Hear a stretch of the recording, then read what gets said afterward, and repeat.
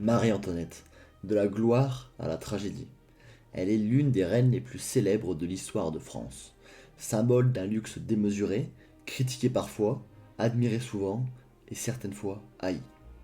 Son destin tragique fait d'elle une figure emblématique de la Révolution française. Pourtant, au-delà des clichés, Marie-Antoinette fut aussi une femme influente et engagée à sa manière. Voici l'histoire de Marie-Antoinette, la dernière reine de France. Chapitre 1. Une enfance impériale.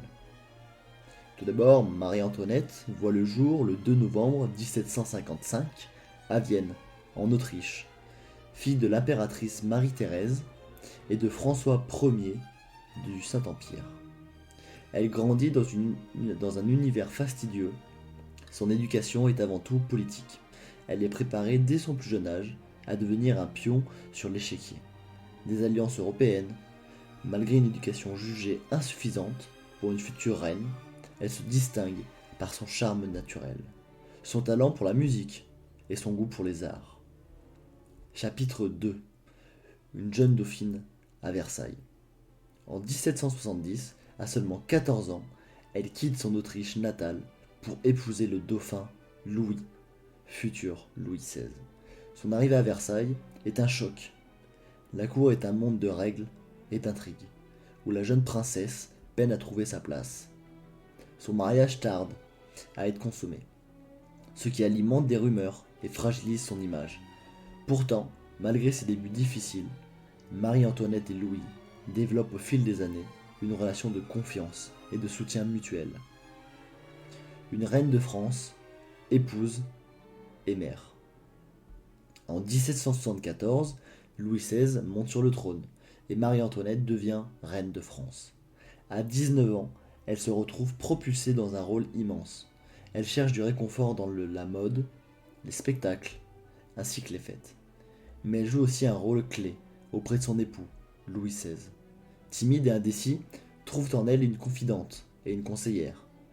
Elle le pousse à prendre certaines décisions, notamment en soutenant les réformes de Turgot et de Necker. Bien qu'elle soit mal perçue à la cour, Marie-Antoinette n'est pas seulement une reine frivole. Son amour pour ses enfants est sincère. Et elle se consacre avec tendresse à leur éducation. Elle prend également des initiatives pour améliorer le sort des plus démunis. Elle soutient des œuvres de charité, fait bâtir un hôpital et défend la création d'un hospice pour les pauvres. La Révolution française ainsi que la chute. Mais les temps changent, la Révolution gronde. En 1789, la prise de la Bastille marque le début d'un bouleversement irréversible. La monarchie est contestée et Marie-Antoinette devient la cible privilégiée des révolutionnaires. Accusée de comploter contre le peuple, son soutien aux intérêts autrichiens et son refus d'accepter certaines formes la rendent impopulaire. Pourtant, Marie-Antoinette fait preuve d'un courage remarquable.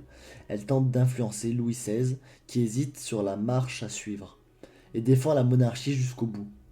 Lors de la fuite de Varennes, en 1791, elle espère sauver sa famille, mais l'échec de cette tentative scelle leur sort.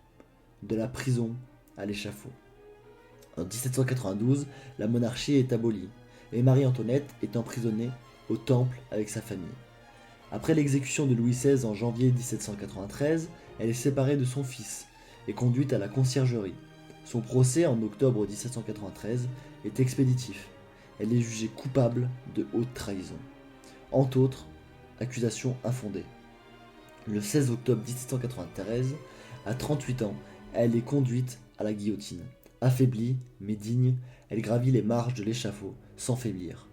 Sa dernière lettre, adressée à sa belle-sœur, Madame Élisabeth, témoigne de son courage, de son amour pour ses enfants.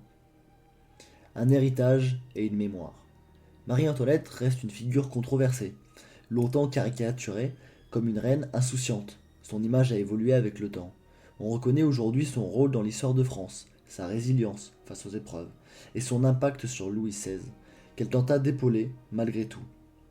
Victime de son époque, elle incarne à la fois les excès de l'Ancien Régime et la tragédie d'une reine sacrifiée par l'histoire.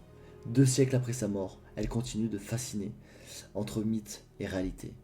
Si vous voulez une autre histoire, rejoignez-nous tous les dimanches à 11 h.